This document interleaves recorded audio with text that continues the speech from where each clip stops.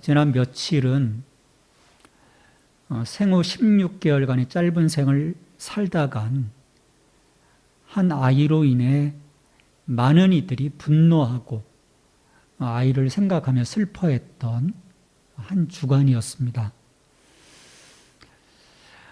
아이를 학대한 상황에 더해 아이를 입양한 부부가 유수한 기독교 대학 출신이고 목회자 가정의 자녀들이었다는 이 사실이 이 비극을 접한 사람들을 더욱 분노하게 하였습니다.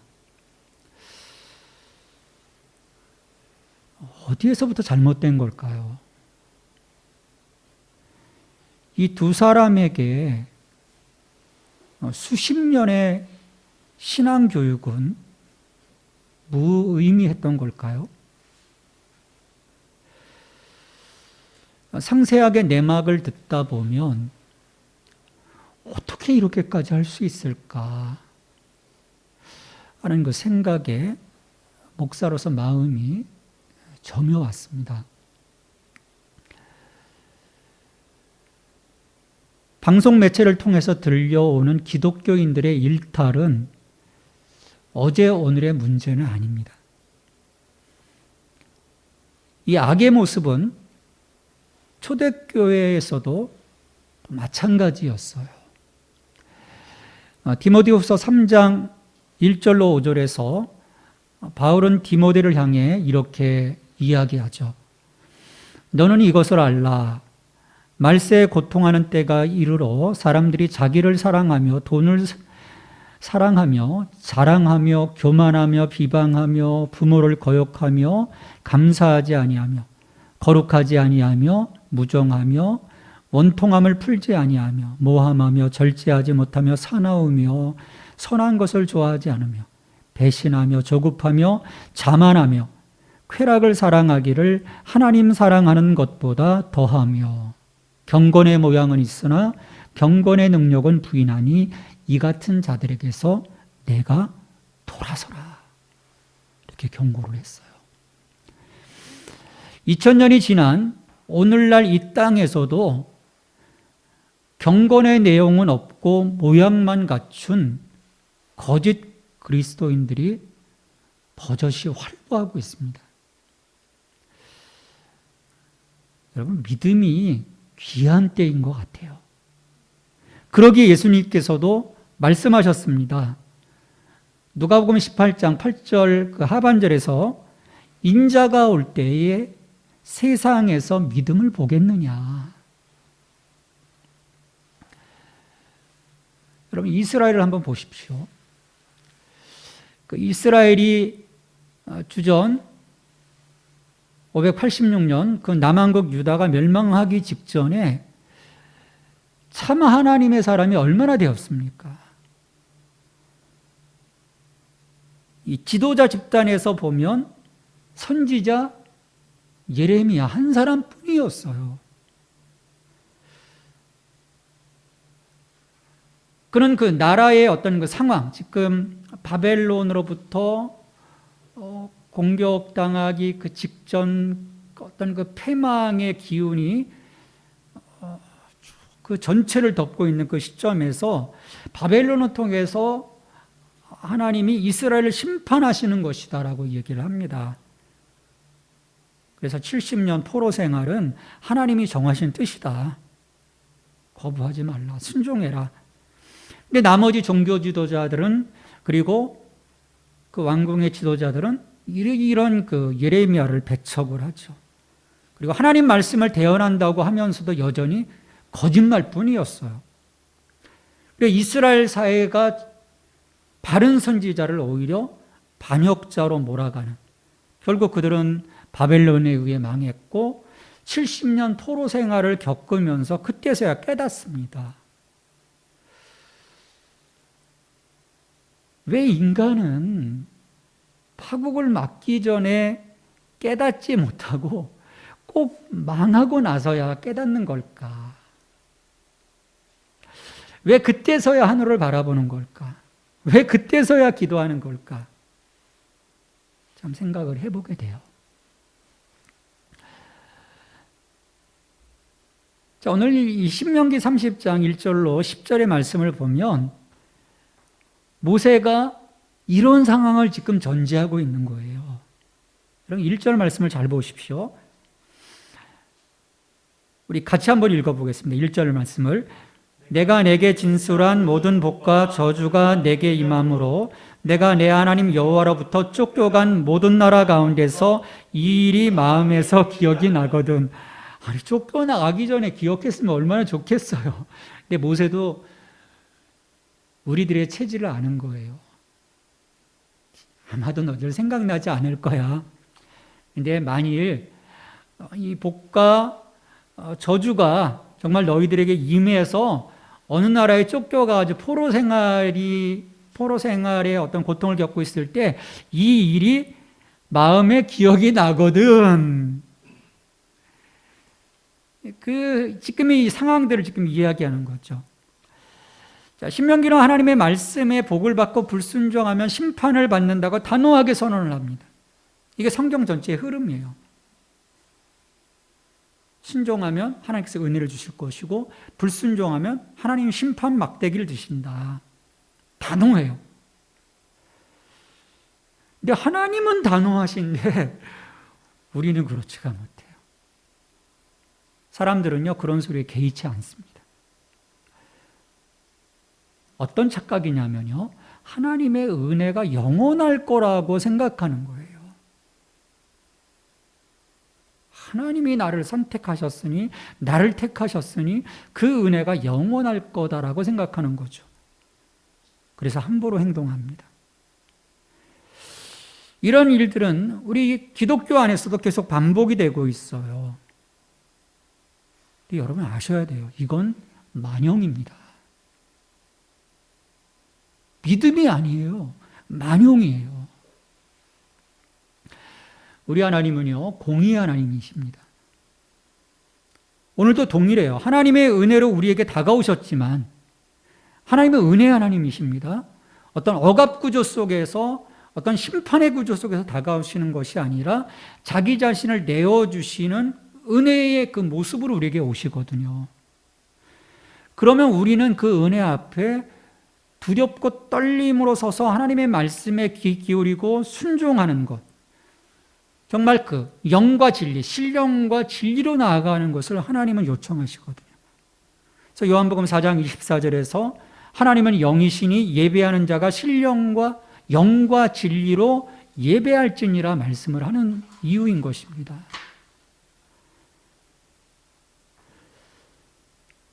근데 안타까운 것은요,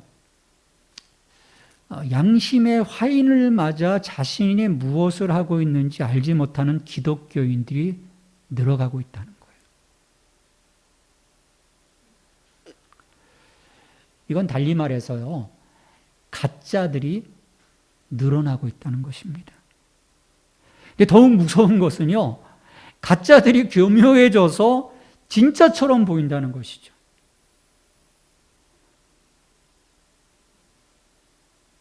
사람들이 속거든요. 근데 사람은 그것을 분간하지 못해도 하나님은 분간하시는 거예요. 우리 사무엘상 16장 7절 하반절에서 보면 그 사무엘이 이새의 집에 가서 그 아들들을 보면서 이자입니까? 이자입니까? 기름 붓게 해서 물어볼 때 나중에 그 다윗을 기름 붓게 하시면서 그렇게 말씀하시잖아요. 내가 보는 것은 사람과 같지 아니하니 사람은 외모를 보거니와 나 여호와는 중심을 보느니라. 우리 중심을 보는 거예요. 마음을 보는 거예요. 근데 결국 사람들도요, 열매로 그가 가짜라는 것을 나중에 알게 돼요. 근데 그렇게 나중에 알게 되겠지만 그 사이에 그 우매함으로 인해 많은 상처가 남습니다. 지금 벌어지고 있는 일들이 실은 그런 것이죠. 유대인은 아브라함 때부터 하나님과 언약을 맺고 유대인의 상징으로서 할례를 행했습니다. 근데 아셔야 될 것은요, 유대인만 실은 할례를 한 건 아니에요. 하나님이 이것을 하나의 이제 언약의 상징으로 삼으신 거죠. 이것 자체가 그들의 정체성이 아니라는 것이죠. 할례는 하나님과 이스라엘 사이의 언약 관계를 나타내는 상징적인 지표였습니다. 창세기 17장 10절로 11절에 보면 너희 중 남자는 다 할례를 받아라. 이것이 나와 너희와 너희 후손 사이에 지킬 내 언약이니라. 너희는 포피를 베어라. 이것이 나와 너희 사이에 언약의 표징이니라. 베어내라. 베어내라는 것은 두 가지 의미가 있다고 생각을 해요. 하나는 이스라엘의 그 모든 제약된 것을 제거해버리고 하나님께 온전히 헌신할 것을 나타내는 상징적인 의식입니다. 우리를 덮고 있는 제약의 가죽들을 베어내는 것이죠. 다른 하나는 하나님 외에 의지했던 모든 것을 잘라내는 거예요. 그래서 오직 하나님만을 바라보고 하나님만을 의지하겠다는 결단이라고 저는 봅니다. 자, 이런 중요한 할례이기 때문에 광야 40년을 보내고 가나안 땅으로 진격해 들어가기 전에 이 출애굽 2세대가 길라드에서 이 그간 광야에서 할례를 받지 못했던 이 2세대들이 중요한 그 여리고성 전투를 앞두고 할례를 행합니다. 오늘날처럼 병원에서 탁 하고 마취하고 약하고 약 먹고 그러면 뭐 금방 깨끗해지겠지만 그 당시는 그게 아니잖아요. 엄청 고통일 거거든요. 그러니까 그런 점에서 전쟁에서는 실은 있을 수가 없는 일이에요. 다 아파서 누워있을 때 적이 공격해 들어오면 뭐 대처할 수 있는 상황이 아닌 거예요. 왜 이렇게 했을까? 그것은 뭐냐면 전쟁보다 더 중요한 것이 하나님의 언약에 충실한 것, 하나님과의 관계 회복에 있었기 때문입니다. 처음 출발할 때는 이와 같은 행동들이 그 가치와 의를 잠식하지 않습니다. 그 행위 자체가 가치와 의를 넘어서지 않는 거죠. 하나님과의 관계 안에서 정말 적절하게 이런 일들이 시행이 되어졌어요. 근데 시간이 지나면서 문제가 생기는 거죠. 이 특정한 행위와 상징이 가치와 의를 넘어서서 그것 자체가 중요하게 되어버리는 거예요. 그리고 그것이 마치 정체성인 것처럼 호도되어 버린다는데 문제가 있습니다. 이 문제를요, 바울이 명료하게 집어내고 있어요. 우리 로마서 2장 28절, 29절 말씀입니다. 우리 이 말씀 같이 읽어보십시다. 무릇 표면적 유대인이 아니요 표면적 육신의 할례가 아니라 오직 이면적 유대인이며 할례는 마음에 알지니 영에 있고 율법 조문에 있지 아니한 것이라. 그 칭찬이 사람에게서가 아니요 다만 하나님에게서가 아니라.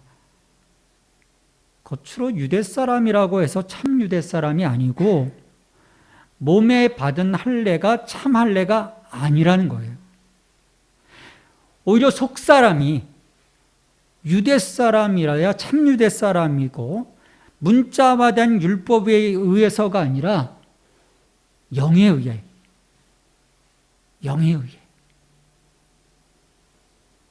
받은 그 할례가 참 할례다라고 지금 주장하고 있는 거죠.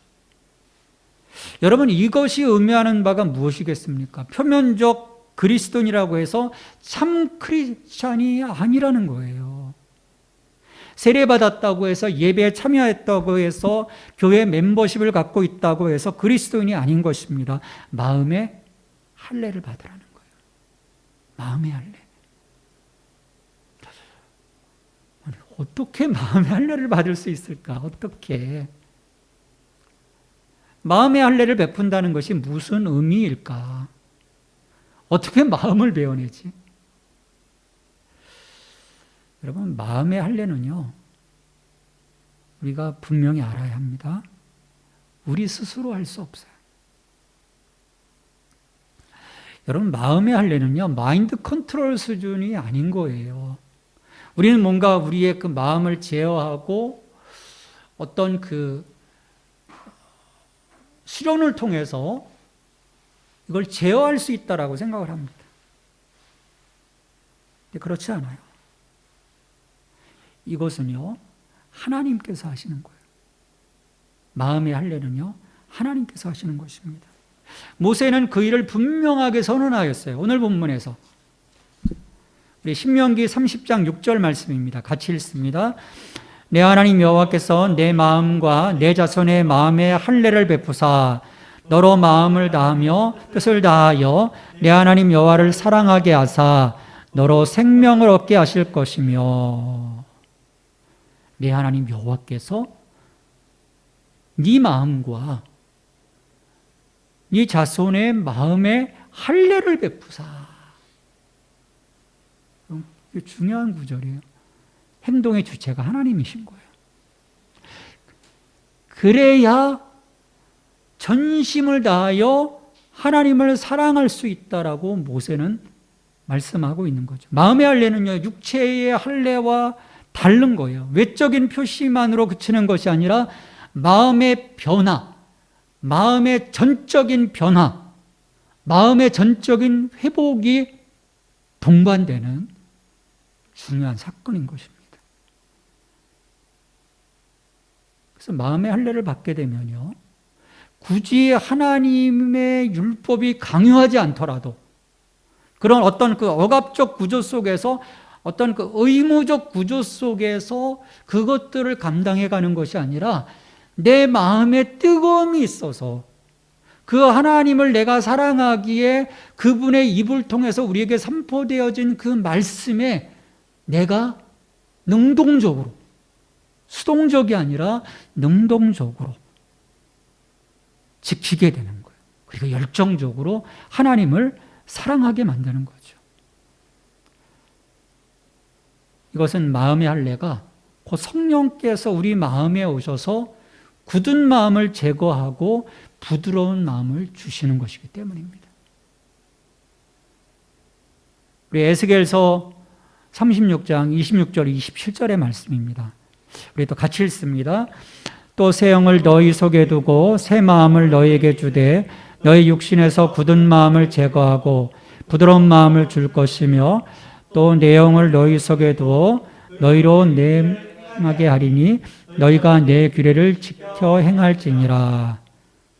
부드러운 마음, 살심장.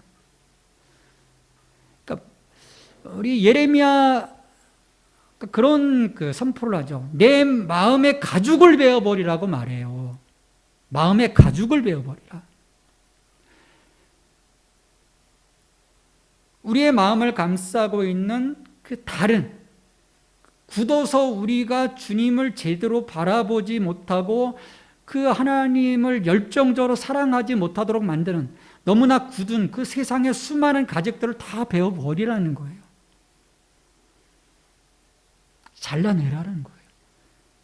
그래서 본래의 하나님이 아름답게 하나님을 바라보도록 만든 그 살심장과 같은 그 마음을 회복하라는 거예요. 여러분, 마음의 할례를 베풀면 마음에 지금과는 다른 변화가 오는 것입니다. 마음을 다하고 뜻을 다하고 하나님을 사랑함으로 결국 우리가 생명을 얻게 되는 거예요.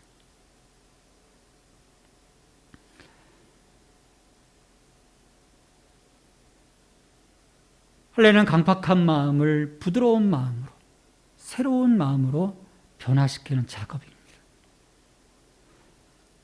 좀 전에 말씀드렸던 것처럼 이것은 우리가 마음 먹었다고 해서 될 일이 아닌 거예요. 심리적이고 내적인 절제를 통해서 우리는 죄의 문제를 결코 넘어설 수 없어요. 바울이 로마서에서 고백하지 않습니까? 나는 정말 주님 사랑하기 때문에 이렇게 하려고 하지만 내 안에 있는 그 죄의 모습이 또 다른 구도로 나를 이끌어가는 거예요. 그 갈등 속에서 오라 나는 곤고한 자라더라고 외치는 것을 보지 않습니까?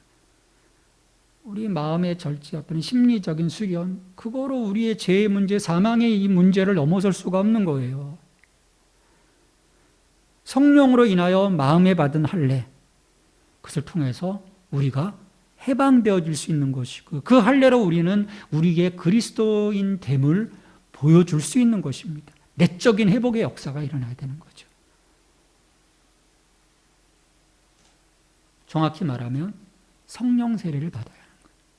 물 세례가 아니라 성령 세례를 통해서 우리의 마음의 전폭적인 변화, 회복이 일어나야 하는 거예요. 여러분, 속사람이 변화되지 않고서는요, 겉사람의 할례는 의미가 없다라고 성경은 말씀하는 것입니다. 근데 여전히 마음의 할례를 받지 않고 자신의 그 표면적 기준이 단순하게 율법과 교회의 통념적인 기준치에 도달하거나 그것을 넘어섰다고 해서 그리스도인처럼 살아간다면 그것은 자신이 죽음으로 향하고 있음에도 알지 못하는 어리석은 행동입니다. 사탄은요, 여전히 그 마음을 공략할 거예요.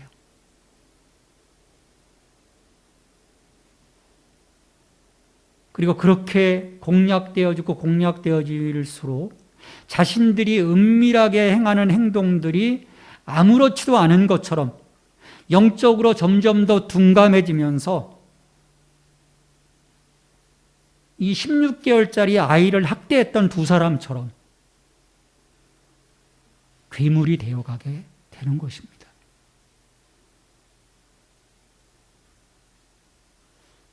이렇게 은밀하게 죄를 짓고도 잘 지낼 수 있다고 생각하는 사람들은요, 은밀한 죄가 자기 자신을 속이고 다른 사람들에게 악영향을 끼치며 우리 하나님을 슬프게 하신다는 점을 깨닫지 못하고 있는 거죠. 불행한 거예요. 꼭 상황이 종료되고 나서 그것을 깨닫거나, 불행하게도 이 두 사람처럼 끝까지 깨닫지 못하는 경우도 있는 거예요. 잘못한 거 없다. 난 잘못하는 거 없어요.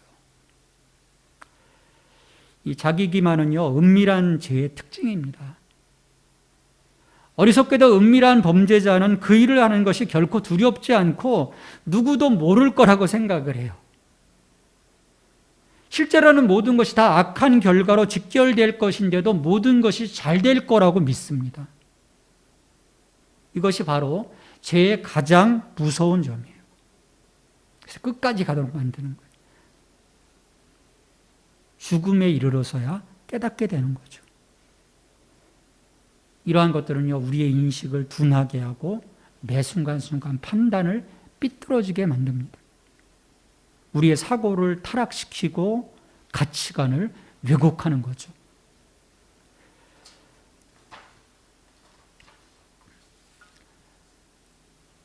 결국 이런 일들이 계속 반복되면 다른 이들이 해를 입습니다. 내 주변에 있는 사랑하는 자들이 해를 입어요. 사랑받아야 할 아이가 무수히 학대를 받는 것이죠. 우리 사회 곳곳에서 언어폭력, 성폭력, 수없는 갑질에 많은 이들이 희생되고 있는 것도 이런 연유예요. 자기는 몰라요.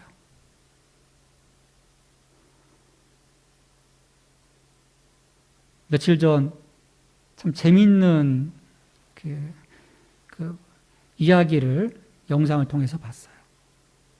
한 남자가요, 전화 테러를 계속하는 거예요. 전화 테러. 방송국에서 추적해 보니까요, 중학생 때 이 친구가 전화 건 사람을 계속해서 괴롭혔던 거예요. 근데 이 친구는요, 얘는 너무 많은 상처를 받았는데, 정말 죽을 것 같았는데, 이 친구는요, 나 그거 장난이었는데 모르는 거예요. 여러분, 자기 기만이 이렇습니다. 다른 사람이 해를 입는 거예요. 자, 이런 세상을 향해 은밀한 죄의 폭주에 대해 교회는 무엇을 해야 할지 심각하게 고민해야 할 때가 된 거예요. 긍정의 이야기, 복의 이야기를 멈추고 우리의 죄의 실상이 드러나도록, 또 우리 내면의 모든 강팍함이 성령의 불로 베어져 나갈 수 있도록 이 교회를 덮고 있는 이 세상의 가죽을 베어내는 새로운 영적인 할례의 역사가 이제 교회 가운데 일어나야 되는 것이에요. 그래야, 그런 내적 회복이 이루어져야 참 하나님의 백성들이 이 땅 가운데 거룩한 영향력을 미칠 수 있을 것이라고 저는 믿어요. 이제 교회가 그 일을 감당해야 돼요. 잘 될 것이다, 부흥할 것이다, 복받을 것이다, 이제 멈춰서야 되는 거예요. 우리 자신을 보도록 해야 하는 것이죠. 교회와 그리스도인들은 마음의 할례를 통한 회복을 위해 다시 나아가야 합니다. 말씀 위에 다시 서고 성령의 역사함 앞에 다시 서야 합니다. 마음의 할례를 행하시는 거룩하신 하나님 앞에 겸손히 서야 합니다. 베어짐에는요, 고통이 당연히 수반될 것입니다. 아프죠. 안 아플 수가 없습니다. 그걸 그러나 두려워할 이유는 없어요. 성령께서 마음의 강팍한 암적 덩어리들을 베어내셔야만 우리 마음이 진정으로 자신을 내려놓고 하나님을 보기 시작할 수 있기 때문이에요. 여러분, 그렇지 않으면요, 우리의 마음의 이 수많은 그 강팍함의 가죽들을 베어내지 못하면 우리는 결코 하나님 앞에 설 수 없어요. 하나님을 사랑할 수 없어요. 하나님 말씀 앞에 순종할 수 없어요. 끝까지 자기 기만으로 살다가 죽는 것입니다. 우리는 마음의 할례를 통해 진정 여호와께로 돌아서야 하는 것입니다. 그때 하나님은 회복하시고 풍성한 복을 예비하실 것입니다. 오늘 신명기 30장 9절 10절에서 말씀하지 않습니까?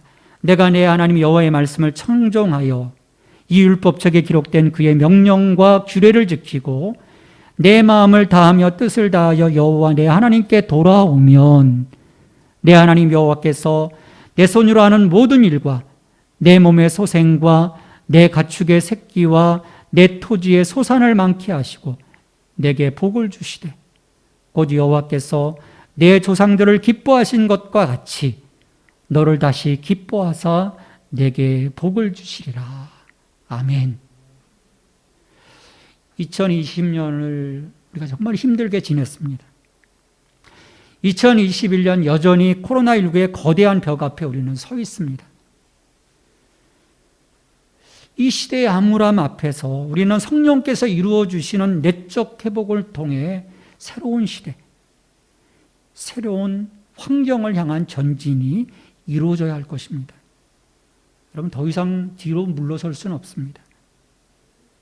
과거의 시간들을 털어버리고 회복해야 하시는 하나님의 은혜 안에, 우리의 마음의 할례를 통해 그 하나님의 은혜 안에 거할 수 있는 저와 여러분이 되기를 주님의 이름으로 축원합니다. 우리 함께 기도하십시다. 주님, 우리의 마음의 할례를 이루어 주시옵소서. 새롭게 해주시옵소서. 회복시켜 주시옵소서. 진정으로 여호와께 돌아서게 하여 주시옵소서. 우리 같이 기도하겠습니다. 하나님, 우리의 삶을 이 시간 돌이켜봅니다. 주님, 우리의 믿음이 온전히 주님 앞에 설 수 있기를 소망합니다. 주님, 우리가 진정 여호와께 돌아서기 위해 우리 마음의 할례, 우리 마음의 가죽을 베어내게 하여 주시옵소서. 진정으로 주님께 돌아서게 하여 주옵소서. 주님을 사랑하게 하여 주옵소서. 주님을 섬기며 예배하게 하여 주시옵소서. 오 주님, 이 회복이 다시금 일어나기를 원합니다. 이 새로운 이 해에 주님 회복케 하시는 하나님의 은혜 안에 거할 수 있기를 원합니다. 주님 도와주시옵소서. 주님 역사하여 주시옵소서. 이 거짓됨을 털어버리게 하여 주시옵소서. 오 주여, 이 시간 성령 안에서 우리가 바르게 서게 하여 주옵소서. 주님 역사해 주시옵소서.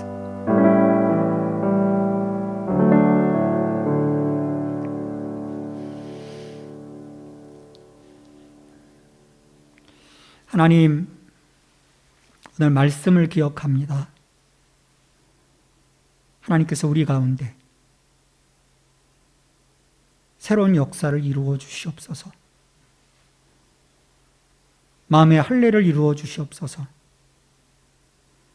우리의 마음이 성령 안에서 새롭게 변화되게 하여 주옵소서. 우리의 마음을 덮고 있었던 그 강팍함의 가죽들, 세상을 향했던 그 마음의 가죽들을 다 베어내게 하시고 이제 순전한 마음으로 주님을 사랑하고 주님을 섬기고 주님께로 돌아갈 수 있는 그 마음을 회복시켜 주시옵소서. 그 길이 살 길입니다. 그 길이 하나님의 은혜를 입는 길이고 하나님의 복을 받는 길임을 이제 깨닫게 하여 주시어서 다시는 그 거짓됨으로 돌아가지 아니하며 오직 주님 앞에 온전히 예배하고 주님 앞에 그 주님의 뜻과 주님의 이름을 높여드리는 주의 자녀로서의 건강한 삶을 살아갈 수 있도록 주님 축복하여 주시옵소서. 예수님의 이름으로 감사하며 기도합니다. 아멘.